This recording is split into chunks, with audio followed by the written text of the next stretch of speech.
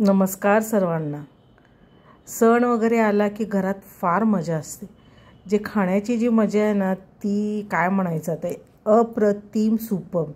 जसं की तुम्ही बघत आहात पुरणपोळी, त्याच्यामध्ये तूप घातलेलं आहे, साजूक घरचं भात, कटाची आमटी, पापड, कुरडया, वांग्याची भाजी आणि मस्त हे जे गणपतीच्या मध्ये म्हणजे त्या गणपती आला की जे मोदक हे बनतात ना त्याची चव अप्रतिम।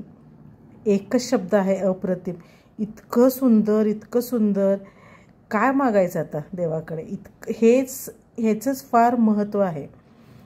अन्न जे एवढं आपल्याला चांगलं भेटतं ना किंवा सुंदर जे असतं चविष्ट असतं, देवाकडे हेच मागणं आहे। असंच सगळ्यांना भेटत राहू, सगळ्यांची इच्छा आकांक्षा पूर्ण होऊ या जेवायला। काय म्हणताय, आज तुमच्या घरी सणवाराचं काय केलेलं आहे?